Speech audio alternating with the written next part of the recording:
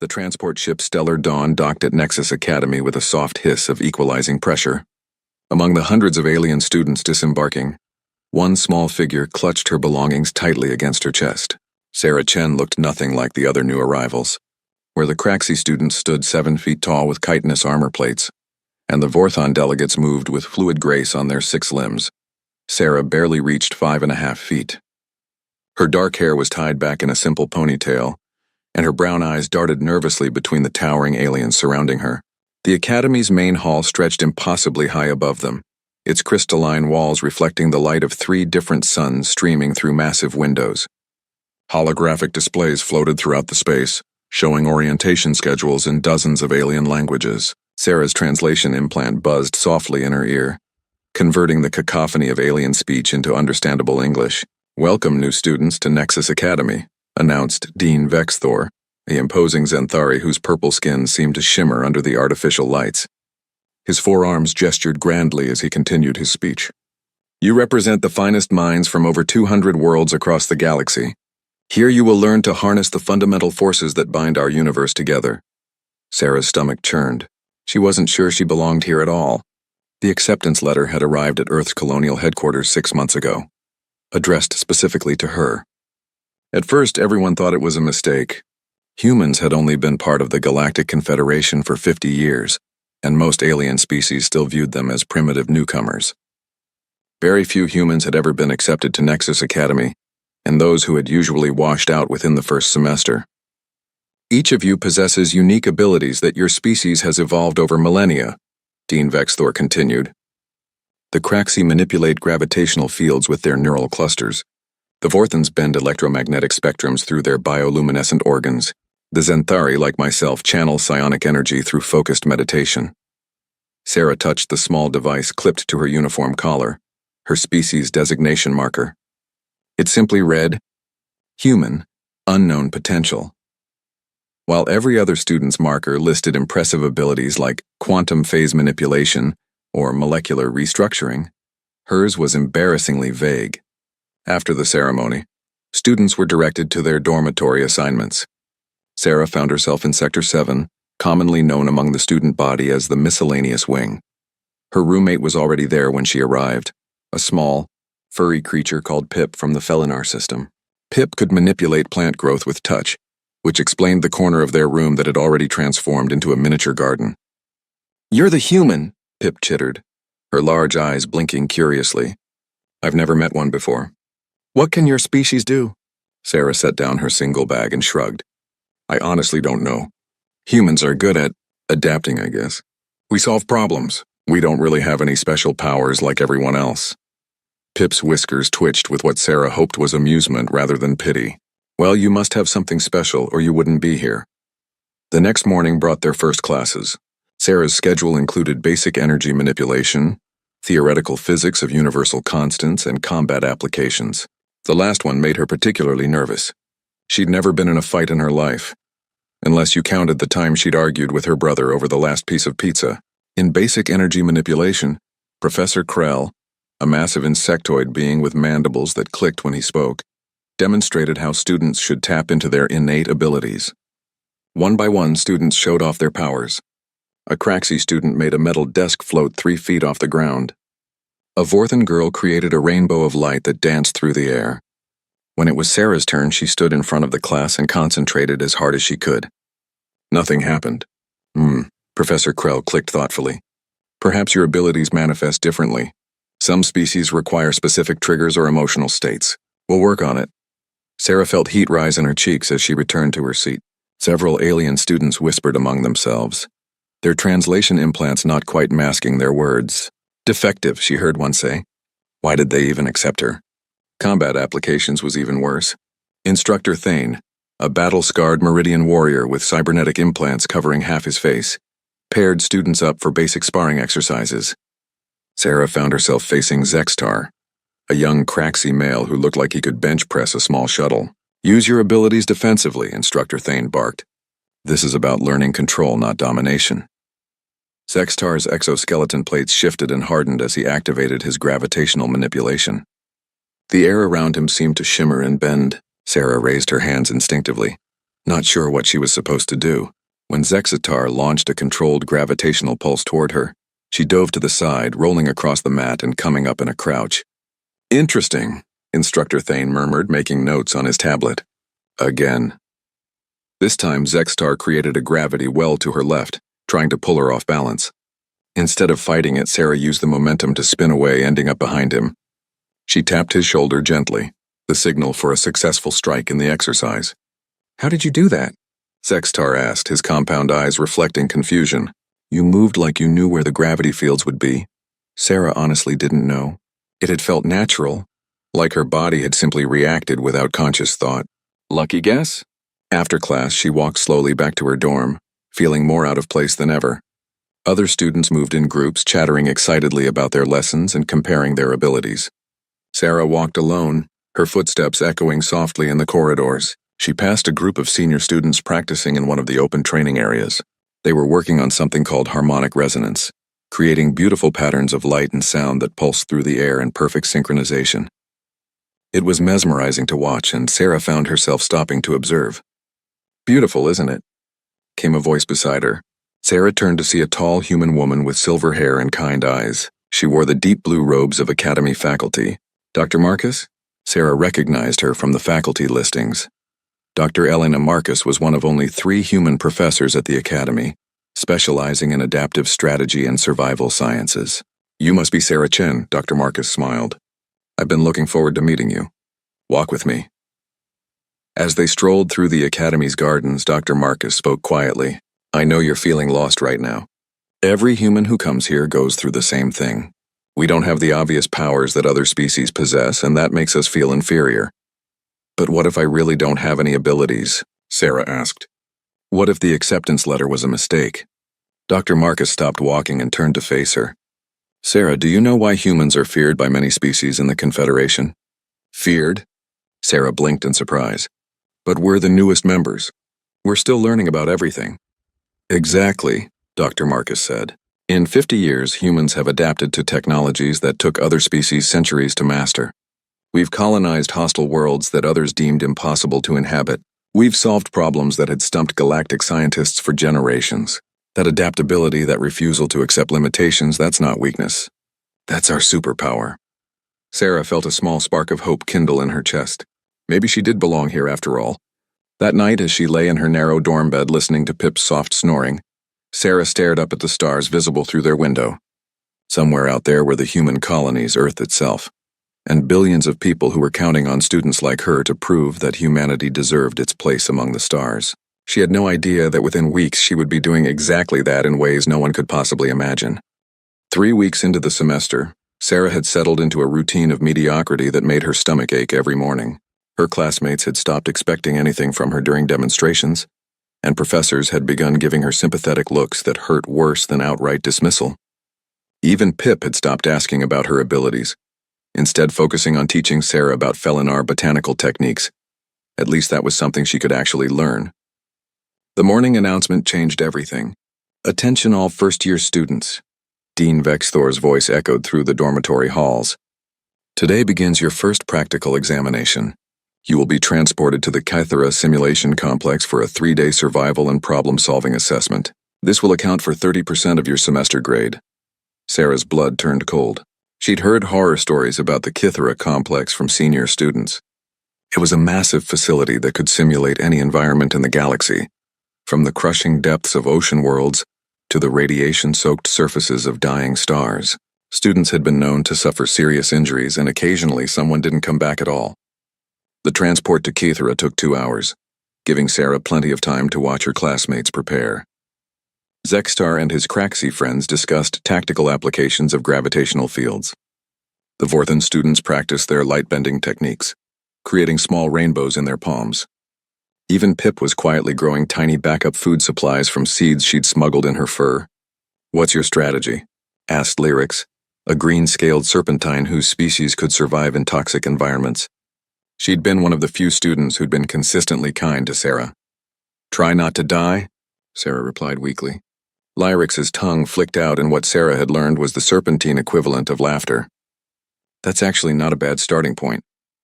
The Kythera complex loomed ahead like a metallic mountain, Hundreds of simulation chambers dotted its surface, each one capable of creating perfect replicas of real planetary conditions. As their transport docked, Sarah could see other groups of students being led into different entrances.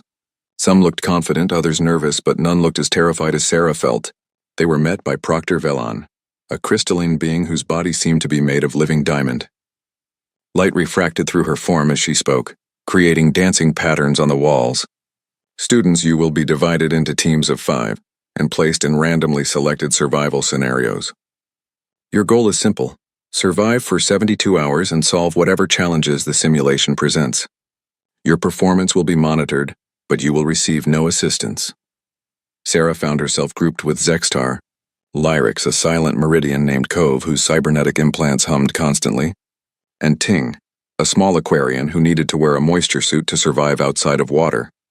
It wasn't the worst possible team, but it wasn't exactly the most compatible either. Their simulation chamber was enormous, easily the size of a football stadium. As they stepped inside, the walls seemed to dissolve, replaced by towering red rocks and a sky the color of old blood. 2 suns hung overhead, casting double shadows across a landscape that looked like Mars had been through a blender. "Desert world," Cove stated, his voice mechanical through his vocal synthesizers. "High radiation, low water. My scanners detect predators in the rock formations." As if summoned by his words, a bone-chilling howl echoed across the wasteland. Something large was moving between the rocks in the distance. "Okay," Zextar said, his natural leadership instincts kicking in. "I can use gravitational fields for defense. Lyrix can handle any toxic plants or atmosphere. Cove has tactical sensors. Ting." He paused, looking at the small Aquarian with concern. "You're going to need to conserve your moisture." "What about me?" Sarah asked. Zextar's mandibles clicked awkwardly. "You keep watch." They began moving across the rocky terrain, following Cove's sensors toward what appeared to be a cave system that might offer shelter. Sarah brought up the rear, trying to feel useful as she scanned their surroundings. The landscape was beautiful in a harsh way, but also clearly dangerous. Strange plants with thorn-covered leaves grew from cracks in the rocks, and the air shimmered with heat distortion. That's when she noticed the pattern. "Wait," Sarah called out, causing the group to stop. "Look at the way the rocks are arranged." "What about them?" Zextar asked impatiently. "They're just rocks." Sarah pointed to the formations around them. "No, look. See how they're positioned? That one there is exactly the same distance from those 2 as this group here. And the shadows they're casting, they're creating arrows pointing in a specific direction." Lyrix followed Sarah's gaze, her scaled brow furrowing. "You think they're artificial? Or at least arranged," Sarah said. "This whole area looks random, but it's not. It's a puzzle." Cove's implants whirred as he scanned the rock formations with new parameters. "Human is correct. Probability of natural formation in this configuration, 0.03%. This is definitely artificial." They spent the next hour following the stone arrows, with Sarah pointing out increasingly subtle clues in the landscape. The strange plants weren't growing randomly either. They formed patterns that indicated safe paths around hidden dangers. Even the animal sounds in the distance followed a rhythm that suggested territory markers rather than hunting calls. "How are you seeing all this?" Ting asked through her moisture suit's translator. Her large black eyes reflected genuine curiosity rather than skepticism. Sarah shrugged, feeling embarrassed by the attention. "I don't know. It just makes sense. Like when you're reading a story and you start to understand how the author thinks." The cave system they found wasn't just shelter, it was clearly the intended destination. Ancient symbols covered the walls, glowing faintly in languages none of them recognized. At the center of the main cavern stood a pedestal holding a crystalline device that pulsed with internal light. "This is the test," Lyrix said. "We're supposed to activate it somehow." They spent hours trying different approaches. Zextar attempted to manipulate it with gravitational fields. Lyrix tested it for toxic emissions. Cove scanned it with every sensor he had. Ting tried communicating with it using bioluminescent patterns that her species used for deep ocean signaling. Nothing worked. Sarah sat on a rock nearby, watching her teammates exhaust themselves with increasingly desperate attempts. The device continued to pulse steadily, almost like it was waiting patiently for something. The pattern of its pulses reminded her of something she couldn't quite place. Then it hit her. "It's not about what we can do," Sarah said quietly. "It's about understanding what it wants." She approached the device slowly, ignoring her teammates' protests. Up close, she could see that the crystal wasn't just pulsing randomly. It was responding to their presence, but in a very specific way. When Zextar had used his gravitational abilities, the pulses had become slightly faster. When Lyrics had gotten closer, they'd shifted to a different color. Each of their abilities had caused a reaction, but not the right one. Sarah placed her hands on the crystal and closed her eyes. Instead of trying to force it to respond with some power she didn't have, she simply tried to understand what it was telling them. The pulses felt almost like communication, like it was trying to teach them something. Gradually, she began to sense the pattern. Each pulse corresponded to one of her teammates and their abilities. The device wasn't just a test of their individual powers, it was a test of their ability to work together in perfect synchronization. "Everyone put your hands on the crystal," Sarah said. "Zextar, when I say now, create a gentle gravitational field, not to move it, just to caress it. Lyrics, shift the light spectrum around us to match the crystal's color. Cove, scan it with the lowest possible power setting. Ting, use your bioluminescence to mirror its pulse pattern." Her teammates looked skeptical, but they'd exhausted their other options. As they positioned themselves around the crystal, Sarah felt the pulse pattern change, becoming more complex and urgent. "Now," she whispered. For a moment, nothing happened. Then the crystal blazed with brilliant light and the cavern walls began to shift and change. New passages opened, revealing chambers filled with fresh water, edible plants, and comfortable sleeping areas. A holographic display appeared in the air, showing their names with a single word next to each: "Past." But next to Sarah's name, something different appeared: "Coordinator, Exceptional Aptitude." Her teammates stared at the display in amazement. "How did you know?" Zextar asked. Sarah looked around at their comfortable new shelter, still not quite believing what had happened. "I didn't know. I just listened." That night, as her teammates slept peacefully in their individual chambers, Sarah lay awake thinking about Dr. Marcus's words. Maybe being human didn't mean being powerless. Maybe it meant something entirely different. Outside their shelter, the alien wilderness continued its dangerous dance, but for the first time since arriving at the academy, Sarah felt like she might actually belong there. Word of Sarah's performance in the Kythera simulation spread through the academy faster than quantum entanglement. By the time her team returned to campus, clusters of students had gathered in the common areas, whispering in dozens of alien languages. Sarah tried to ignore the stares and pointing, but it was impossible to miss the way conversations stopped when she walked by. "Chen," Professor Krell clicked as she entered basic energy manipulation class the next day. "Please remain after the lesson. We need to discuss your interesting approach to problem solving." The class passed in a blur of demonstrations Sarah still couldn't participate in. While her classmates manipulated various forms of energy, she sat quietly taking notes, trying to understand the theoretical frameworks behind their abilities. She discovered that while she couldn't replicate their powers, she was beginning to see patterns in how different species used energy that even the professors missed. After the other students filed out, Professor Krell approached her with his tablet, his compound eyes reflecting concern. "I've been reviewing the simulation recordings. What you accomplished was unprecedented." Sarah shifted uncomfortably in her seat. "I just noticed some patterns." "Patterns?" Professor Krell repeated, his mandibles clicking thoughtfully. "You coordinated 5 different species' abilities into a perfect harmony. Do you understand how remarkable that is? Most advanced students can barely coordinate with one other being, and you managed 4 simultaneously." "But I didn't use any special powers," Sarah protested. "I just watched and listened." Professor Krell leaned forward, his insectoid features arranged in what she'd learned was his version of a smile.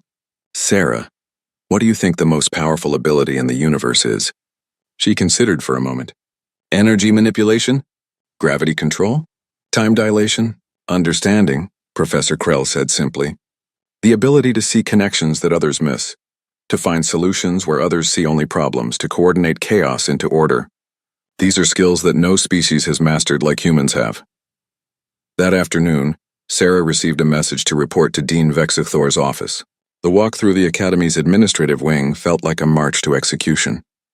Portraits of famous alumni lined the walls, beings who had gone on to become galactic ambassadors, renowned scientists, and military leaders. She couldn't imagine her own picture ever hanging among them. Dean Vexithor's office was a study in controlled grandeur. Books and artifacts from hundreds of worlds filled shelves that stretched to the vaulted ceiling, while holographic displays showed real-time data from across the galaxy. The dean himself sat behind a desk made from what appeared to be a single piece of crystallized starlight. Miss Chen, he said, gesturing for her to sit. I trust you know why you're here. Because I somehow cheated on the simulation? Sarah asked miserably. Dean Vexthor's forearms moved in what she'd learned was the Zenthari expression of surprise. Cheated? My dear student, you performed magnificently. We're here to discuss your future curriculum. He activated a holographic display that showed her performance metrics from the simulation. Look at these readings. Your coordination scores are off the charts. Your pattern recognition abilities exceed even our most advanced xenopsychology students. And your tactical assessment... He paused, clearly impressed. Well, let's just say that Instructor Thane has specifically requested you for advanced combat strategy courses. Sarah stared at the display in disbelief. But I don't have any special abilities, don't you? Dean Vexthor leaned back in his chair. Tell me, when you look at this academy, what do you see? Sarah glanced around the office, then out the massive windows at the campus beyond. I see inefficiencies, she said hesitantly. The Craxi students always eat in the eastern cafeteria, but their dormitories are on the western side. They waste 20 minutes every meal walking back and forth. The Vorthen students need specific light spectrums for their biology, but half their classrooms face away from the primary sun. The meditation gardens that the Zenthari use for their psionic training are right next to the engineering workshops where the Meridians practice, with plasma tools. Dean Vexthor's expression grew more amazed with each observation. And if you were in charge of redesigning the academy? Without thinking, Sarah stood and approached the window. I'd move the Craxi dormitories closer to their preferred cafeteria, but also adjust the meal schedules so different species don't compete for the same time slots. The Vorthen classrooms could be equipped with light amplifiers that redirect the sun's spectrum, regardless of orientation. And the meditation gardens, she traced patterns on the window glass as she spoke. They could be soundproofed and relocated to the northern quadrant where the electromagnetic interference from the workshops won't disrupt psionic activities. When she turned around, Dean Vexthor was recording her words on his tablet, his purple skin practically glowing with excitement. In 5 minutes, you've identified and solved problems that our administration has been struggling with for decades. Sarah felt heat rise in her cheeks. It's just common sense. No, Dean Vexthor said firmly. It's intelligence. Specifically, it's a type of intelligence that we've never encountered before. You see systems, Miss Chen. You understand how different elements interact and influence each other, and most remarkably, you can optimize those interactions for maximum benefit to all parties involved. He activated another display, this one showing academy records going back 200 years. Do you know how many students have successfully coordinated abilities from 4 different species simultaneously? Sarah shook her head. 0, Dean Vexthor said. Until you. Over the following days, Sarah's life changed dramatically. Her class schedule was restructured to include advanced courses in systems theory, interspecies psychology, and strategic coordination. She was assigned a new dormitory in the honors wing, though she requested to stay with Pip, who had become her closest friend. Her new classmates were older students, many in their final years at the academy. They viewed her with a mixture of curiosity and skepticism that gradually shifted to respect as she demonstrated her unique abilities in each class. In systems theory, Professor Quintal, a methane-breathing chlorin who taught through holographic projection, presented the class with a complex problem. A space station serving as a diplomatic hub was experiencing critical failures in multiple systems. Food replicators, environmental controls, and communication arrays were all malfunctioning simultaneously. Conventional wisdom suggests addressing each system individually, Professor Quintal explained. But resources are limited and time is critical.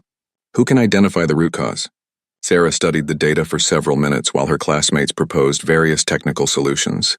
Each suggestion targeted specific symptoms but missed the underlying pattern. It's not a technical problem, Sarah finally said. It's a social one. The class turned to stare at her. Explain, Professor Quintal prompted. Look at the timing of the failures, Sarah said, highlighting different sections of the data. They don't correspond to mechanical stress or normal wear patterns.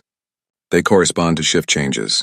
Specifically, they happen when the Nexari maintenance crew takes over from the human engineers. She pulled up personnel files on the holographic display. The Nexari have a completely different approach to maintenance. They believe in letting systems find their own equilibrium, rather than constant monitoring and adjustment. The human engineers, meanwhile, prefer proactive maintenance and continuous optimization. Neither approach is wrong, but they're incompatible. Professor Quintal's methane cloud swirled in what Sarah had learned indicated deep thought. So the solution is? Cross-training and hybrid teams, Sarah replied. Pair one Nexari with one human on each shift. The Nexari intuition for system harmony combined with human analytical monitoring would actually create better maintenance than either species could achieve alone. The class erupted in discussion as students realized the elegance of the solution. Professor Quintal later told her it was the most innovative approach to the problem he'd seen in 30 years of teaching. But perhaps the most significant change came in combat applications.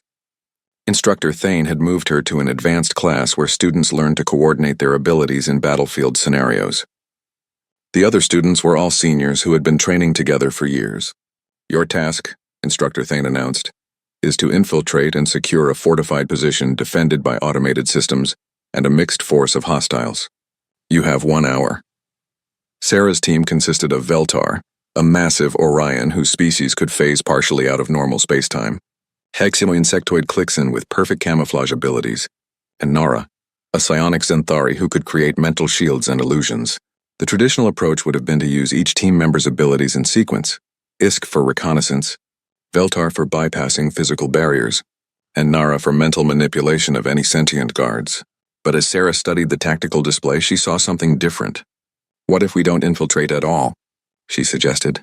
Her teammates looked at her skeptically. That's literally the assignment, Veltar rumbled. No, Sarah said, pulling up the mission parameters. The assignment is to secure the position. It doesn't specify how. 6 months into her time at Nexus Academy, Sarah had found her rhythm. Her reputation as the coordinator had spread throughout the student body, and younger students often approached her for help with group projects. She'd learned to use her abilities more consciously, though she still couldn't fully explain how she saw the patterns that others missed. Everything changed on a Tuesday morning when Admiral Cresta arrived, unannounced. Sarah was in the middle of a tactical analysis seminar when alarms began sounding throughout the academy. Emergency lights bathed the corridors in pulsing red as all students were ordered to report to the main assembly hall immediately.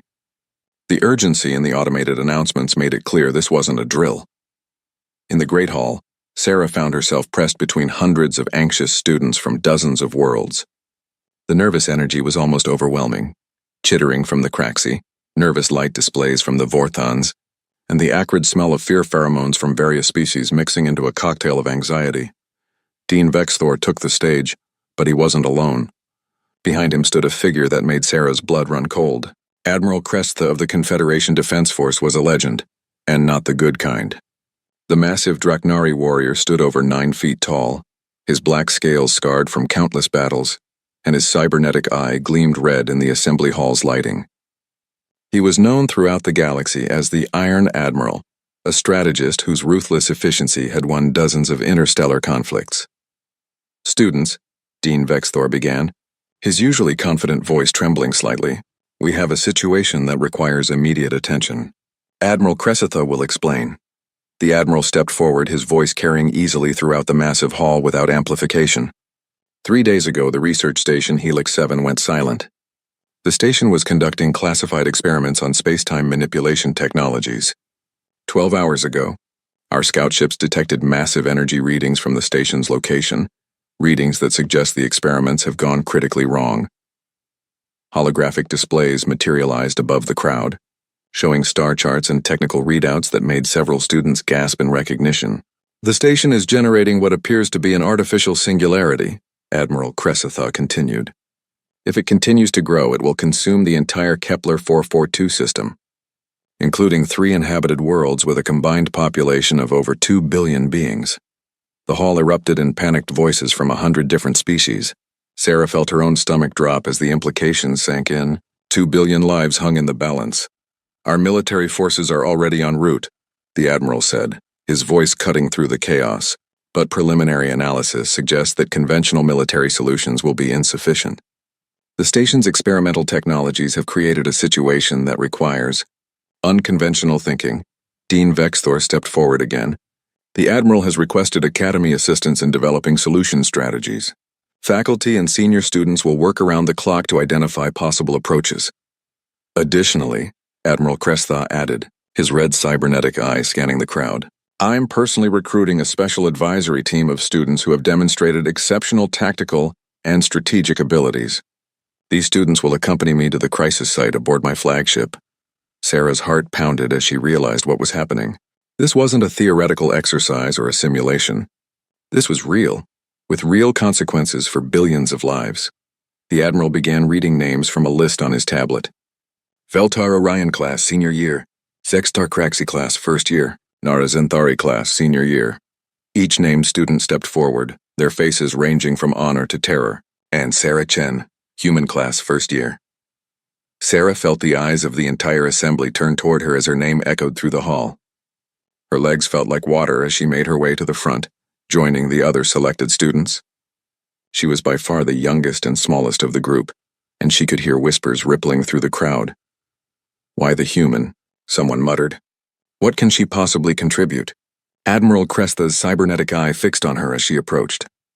"Miss Chen, I've reviewed your academy records and simulation performances.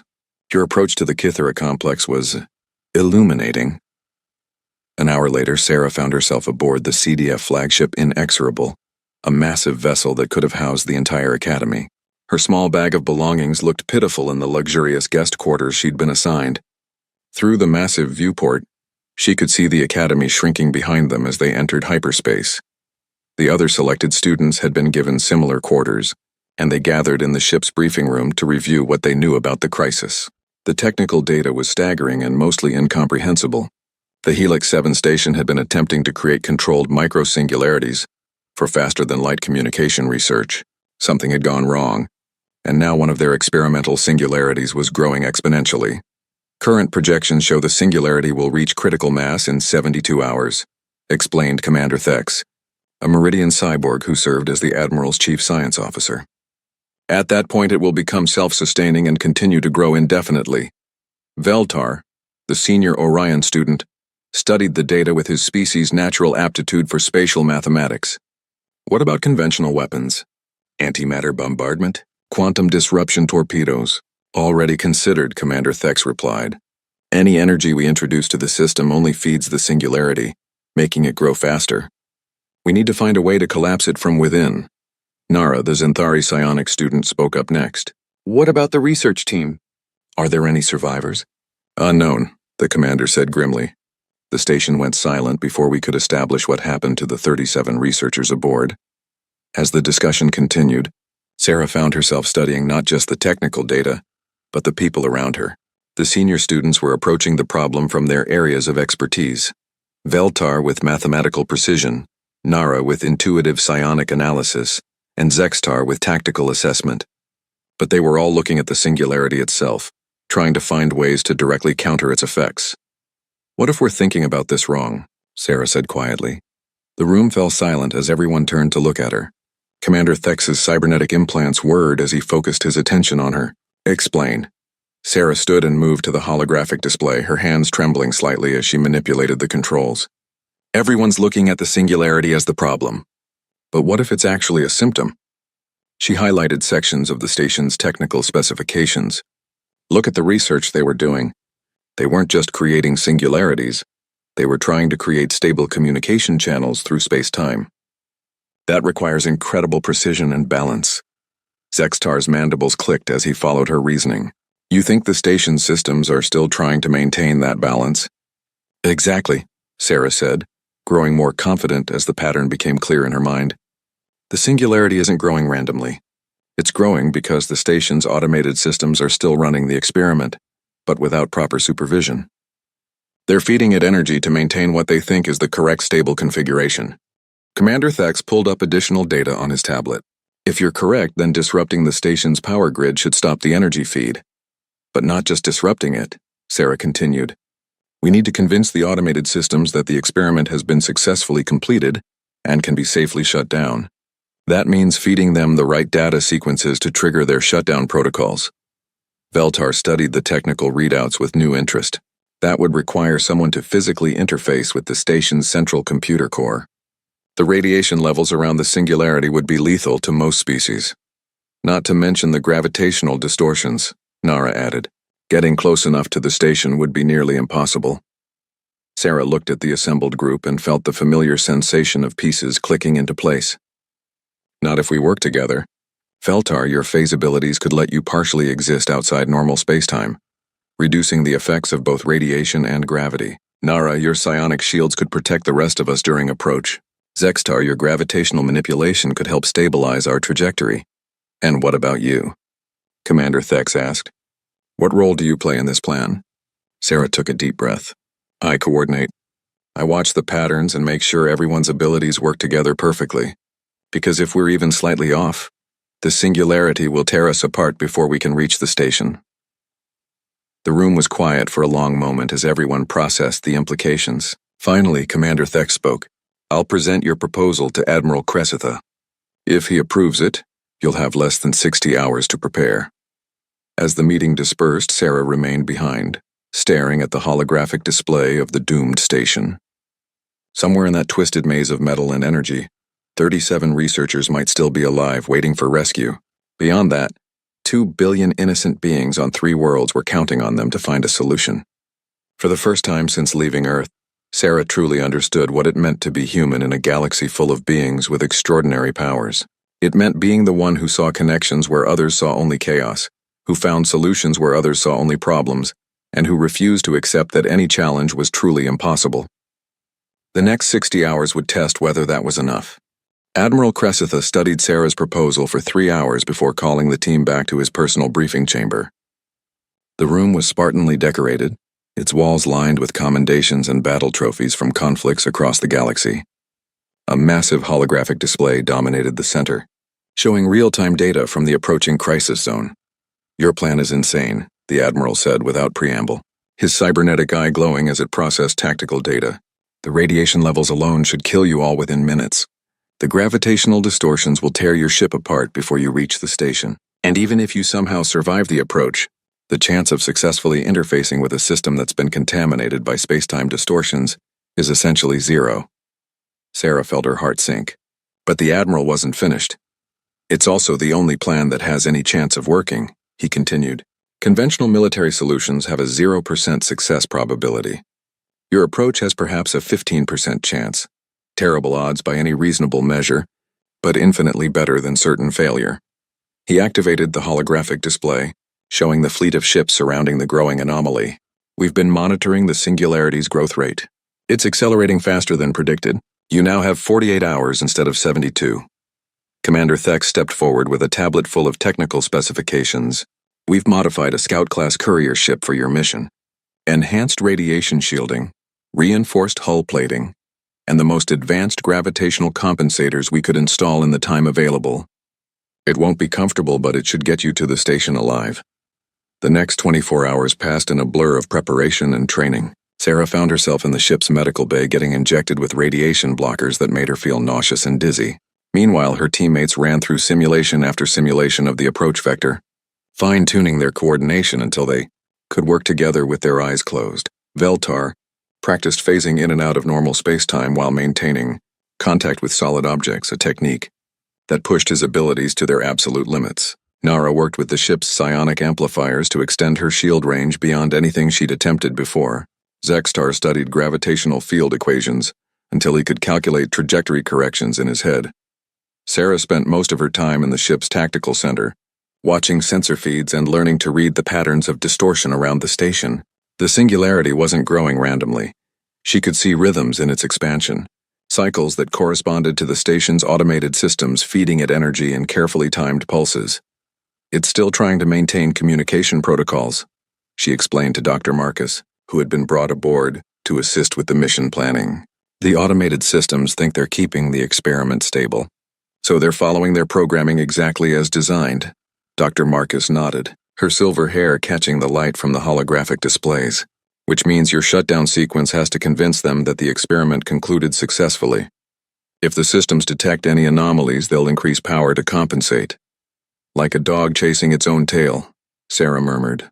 The harder it tries to fix the problem, the worse it gets. On the second day, as they approached the crisis zone, Sarah got her first look at what they were facing.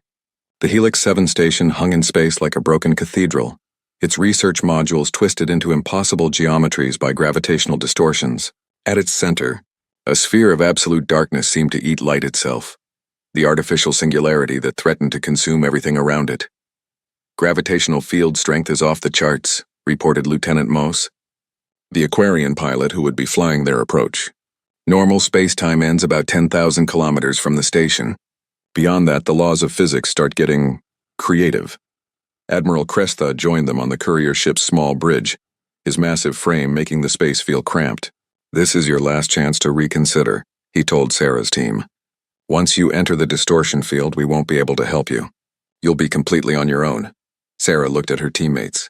Veltar's normally confident expression was strained with concentration as he prepared to push his abilities beyond their tested limits. Nara's psionic presence felt tense but determined. Zextar's gravitational fields were already fluctuating as he prepared for the complex calculations ahead. "We're ready," Sarah said, hoping she sounded more confident than she felt. The approach began smoothly enough. Lieutenant Moss guided their ship toward the station along a carefully calculated trajectory that minimized their exposure to the worst gravitational distortions. But as they crossed into the disrupted spacetime around Helix 7, reality began to break down. Sarah's first warning was the way her tablet display began showing impossible readings, negative distances, imaginary numbers for solid matter density, and timestamps that flickered between past and future. Then the ship's hull began groaning as gravitational tides tried to stretch it in multiple directions simultaneously. "Nara, shields up," Sarah called out, coordinating their efforts like a conductor leading an orchestra. "Veltar, start phasing. Take about 30% of yourself out of normal space. Zextar, compensate for the gravitational gradient at bearing 27 Mark 5. Her teammates responded instantly, their abilities working in perfect harmony. Nara's psionic barriers flared around the ship, deflecting the worst of the radiation.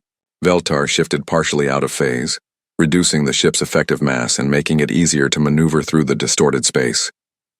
Zextar's gravitational manipulation created localized counterfields that kept them on course, despite the chaotic forces trying to pull them apart. But the closer they got to the station, the worse conditions became. Space itself seemed to have developed a malevolent intelligence, reaching out with tentacles of twisted gravity to crush their tiny ship. The radiation levels climbed beyond what their shielding was designed to handle, and Sarah could taste metal in her mouth as her rad blocker struggled to keep up. "Hull stress approaching critical levels," Lieutenant Moss reported, his aquatic features pale with strain. "I don't think we can take much more of this." That's when Sarah noticed the pattern in the chaos. The gravitational distortions weren't completely random. They followed the same rhythmic pulses as the energy feeds to the singularity. If she could predict those pulses, they could time their approach to ride the safer intervals between the worst distortions. "Lieutenant, adjust course to heading 31 Mark 7, she ordered. "Increase speed by 15%, but only during the gravitational lulls. Zextar, give me maximum compensation in 12 seconds, then drop to minimum power for 8 seconds, then repeat." "That doesn't make sense," Lieutenant Moss protested. "That heading takes us directly through the worst distortion field." "Trust me," Sarah said, watching the pattern she'd identified play out on her instruments. "The distortions pulse in cycles. If we time it right, we can slip through during the calm intervals." For the next 30 minutes, they danced through the twisted space around Helix 7, following Sarah's increasingly complex timing instructions. Several times it felt like the ship would tear itself apart, but somehow they held together. Sarah's teammates pushed their abilities to levels they'd never attempted before, while Lieutenant Moss flew with precision that bordered on impossible. Finally, they reached the station's docking bay, or what was left of it. The metal structure had been twisted into spirals by gravitational stress, and several sections appeared to exist in multiple dimensions simultaneously. "I can phase us through the worst damage," Veltar said, sweat beading on his forehead from the strain of maintaining partial phase for so long. "But once we're inside, we'll have to move fast. I can't keep this up much longer." They passed through the station's hull like ghosts, emerging into corridors that defied description. The artificial gravity systems had failed, leaving them floating in 0G, but that was the least of their problems. Some passages seemed to stretch infinitely in both directions, while others folded back on themselves in ways that hurt to look at. "Stay close," Sarah ordered, using her tablet to navigate through the station's twisted layout. According to the schematics, the central computer core is 40 meters that way, though distance doesn't seem to mean much here. They found the first survivor floating unconscious in what had once been a research lab. Dr. Helix, The station's chief scientist was an elderly vulpine, whose fur had turned white from radiation exposure. Nara managed to establish a weak psionic link with him, confirming he was alive but barely conscious. "The others," he mumbled weakly as they found him. Trapped in the core chamber, tried to shut it down manually when the automation failed. Door sealed itself. "Been 3 days. Sarah felt cold dread settle in her stomach. If the other researchers were trapped in the chamber with the computer core, any mistake in the shutdown sequence could kill them instantly. But there was no choice. The singularity continued to grow and they were running out of time. As they made their way toward the core chamber, dodging debris that floated in impossible trajectories through the twisted corridors, Sarah began to understand the true scope of what they were attempting. This wasn't just about shutting down a runaway experiment. It was about convincing a complex system to abandon its primary programming, while space and time themselves were falling apart around them. The corridor ahead bent at an angle that couldn't exist in normal geometry, leading toward a door marked with radiation warnings in a dozen alien languages. Beyond that door lay the computer core, the trapped researchers and their only chance to save 2 billion lives. Sarah took a deep breath and checked her coordination with her teammates one final time. Everything they had trained for, everything they had learned about working together would be tested in the next few minutes. "Ready?" she asked. 3 alien faces looked back at her with absolute trust and determination. "Ready," they answered in unison.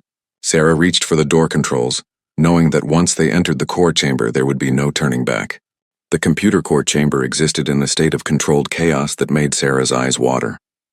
The massive quantum processors that controlled the station's systems floated in midair, held in place by gravitational fields that flickered between dimensions. Holographic displays materialized and dissolved seemingly at random, showing data streams and languages from across the galaxy.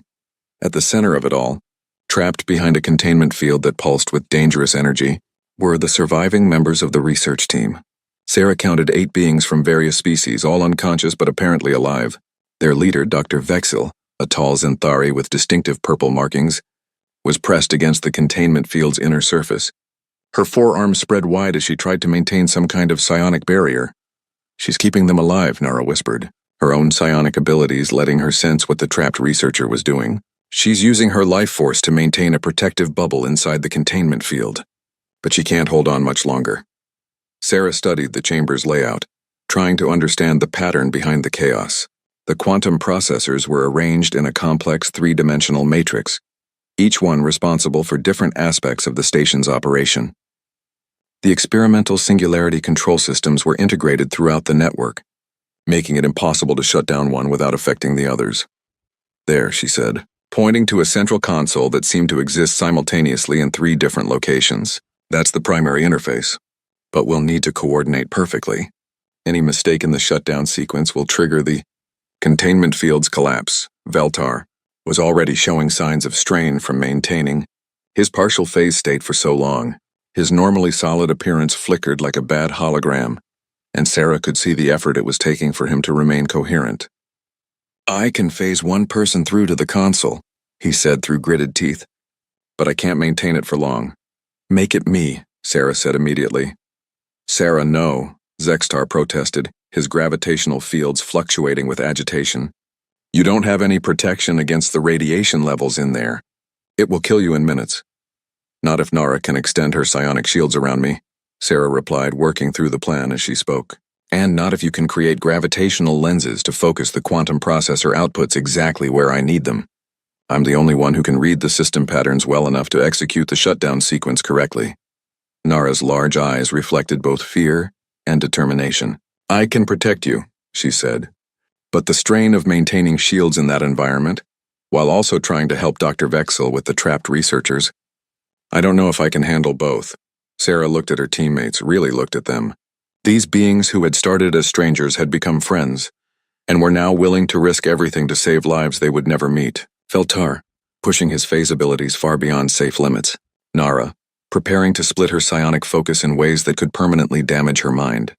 Zextar, whose precise gravitational control was the only thing keeping them all alive in the twisted space around the station. "We can do this," she said quietly. "We've done impossible things before. This is just one more." The approach to the console required perfect timing, Veltar phased Sarah through the chamber's defensive barriers while Nara wrapped her in protective psionic shields. Zextar created gravitational lenses that bent space itself, allowing her to reach interface points that existed in multiple dimensions simultaneously.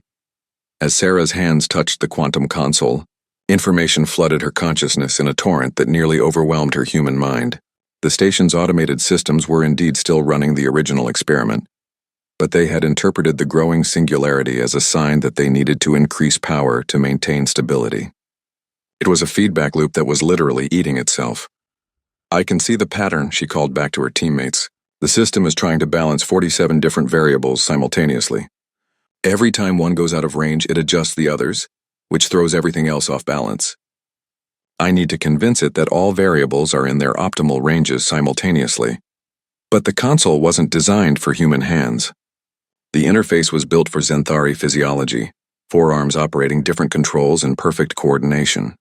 Sarah would need to somehow manage all 4 input streams at once, while maintaining the precise timing needed to fool the automated systems. That's when she realized the solution. "Veltar, can you phase your hands through mine while maintaining our solid interaction with the console?" His eyes widened as he understood what she was asking. "That's theoretically possible, but incredibly dangerous. If I lose focus for even a second, our hands will materialize inside each other." "Do it," Sarah said. "Nara, I need you to create a psionic link between all of us. Share our nervous systems so we can operate as one organism. Zextar, use your gravitational manipulation to fine-tune our hand movements at the quantum level." The next few minutes existed outside normal human experience. Sarah felt her consciousness expand to encompass her teammates' abilities, while their alien nervous systems integrated with her human thought patterns. Through Veltar's phased hands, she could manipulate controls that existed in multiple dimensions. Through Nara's psionic link, she could process information at speeds that should have been impossible for human cognition. Through Zextar's gravitational control, she could make adjustments precise to the subatomic level. Working as a hybrid organism that was part human, part Orion, part Zenthari, and part Craxi, Sarah began the shutdown sequence.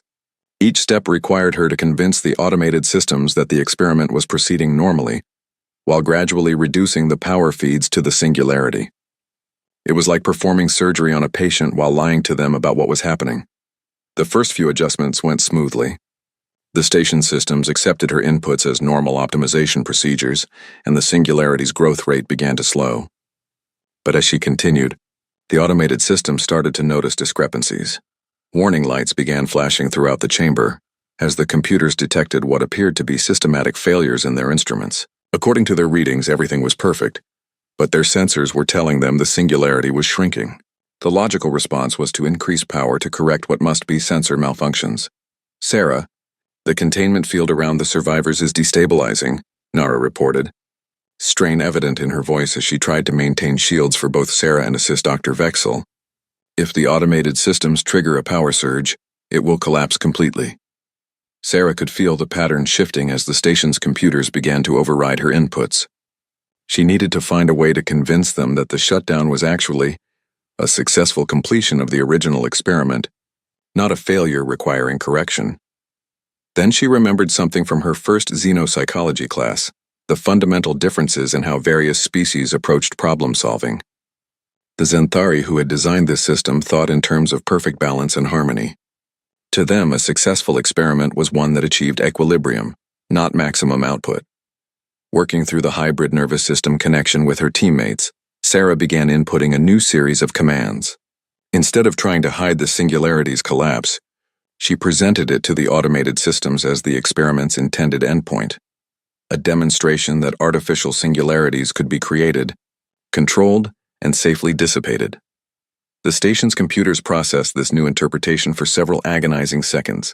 Sarah could feel the feedback loop beginning to reverse itself as the systems accepted that reducing the singularity's mass was actually a sign of success rather than failure. Slowly, carefully, she continued the shutdown sequence. The singularity's growth stopped completely, then began to reverse.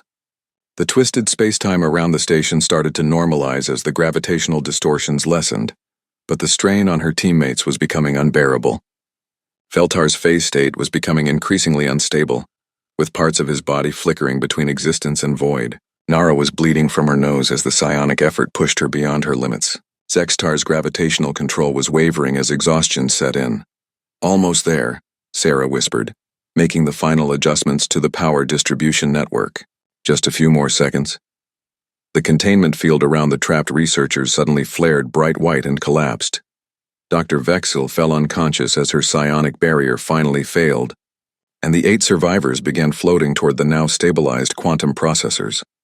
Without thinking, Sarah released the console and launched herself toward them, using her human reflexes and the zero-gravity environment to catch Dr. Vexel before she could collide with the dangerous equipment.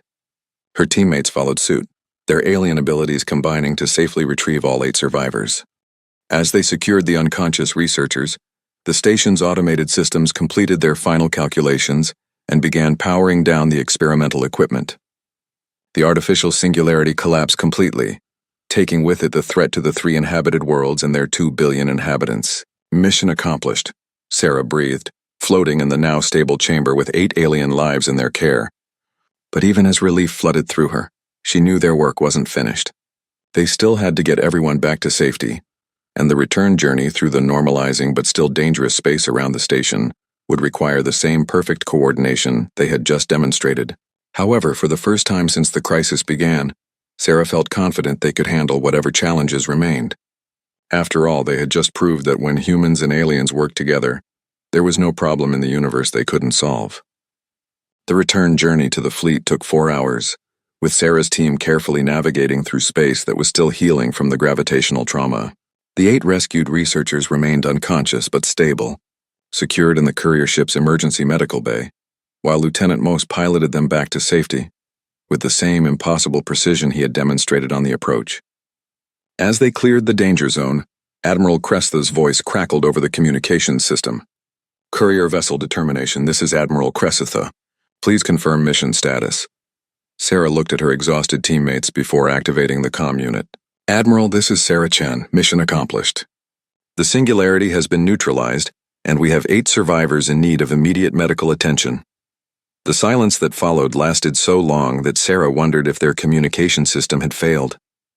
Finally, the Admiral's voice returned, and for the first time since she'd met him, he sounded genuinely amazed.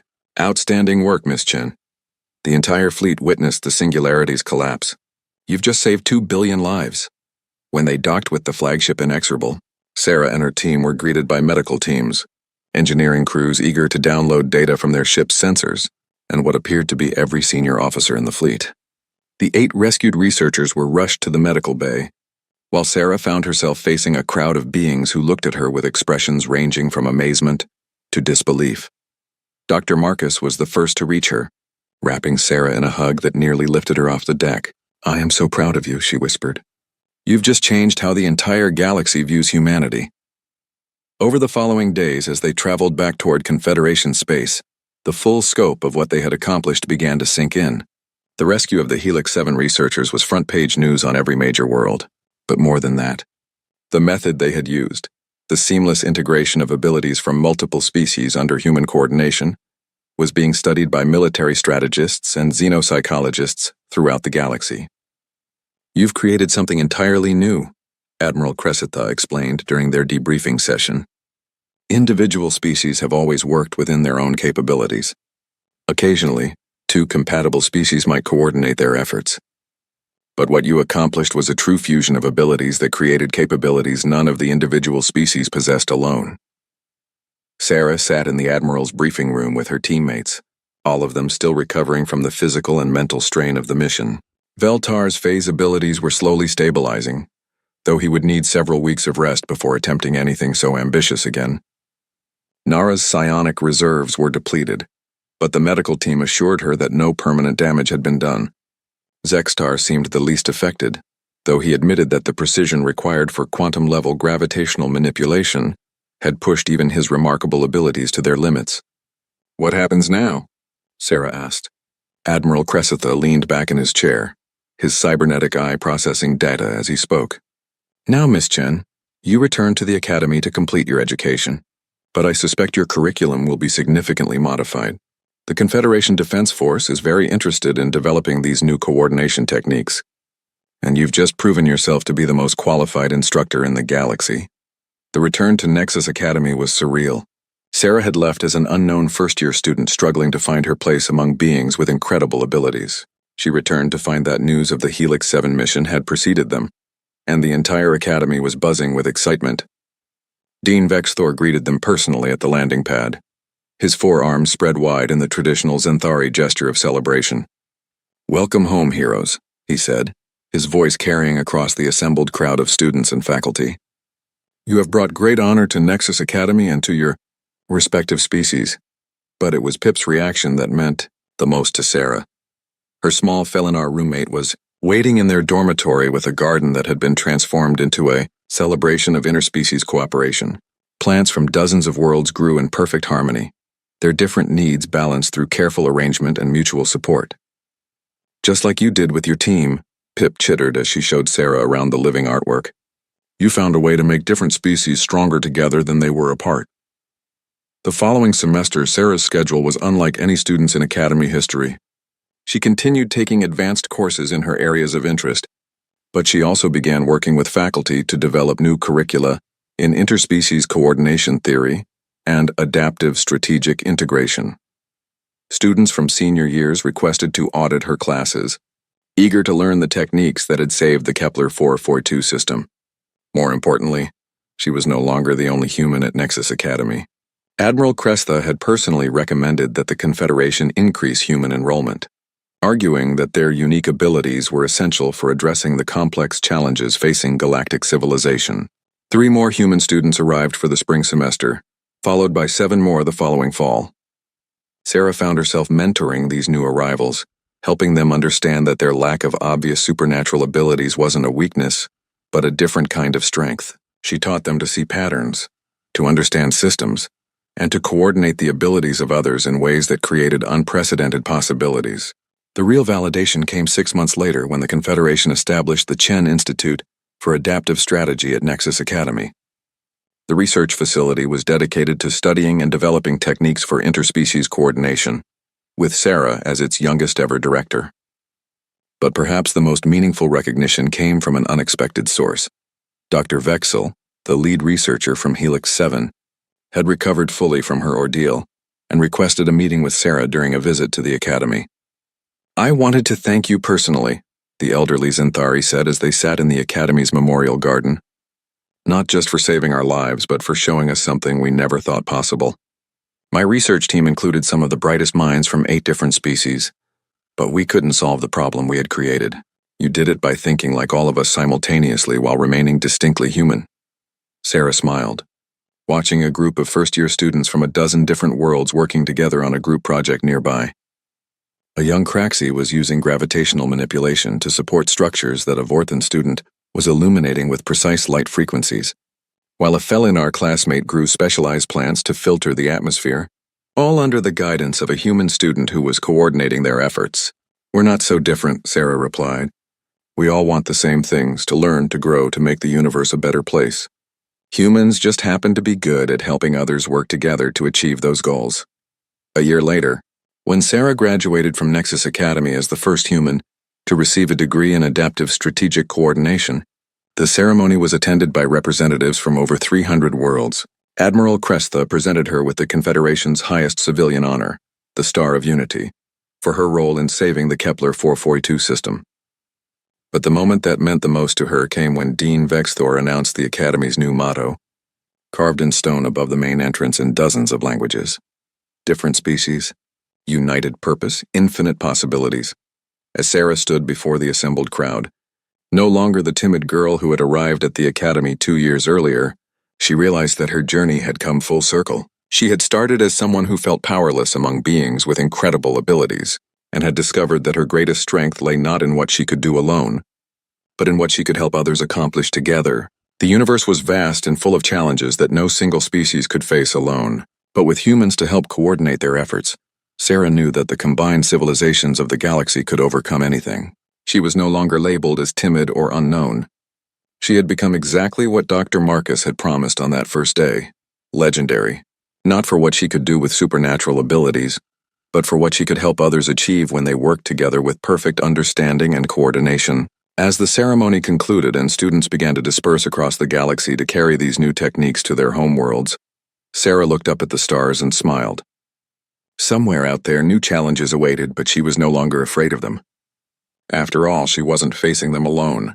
She had an entire galaxy full of friends ready to work together to solve whatever problems the universe could throw at them. And that, Sarah had learned, was the greatest superpower of all.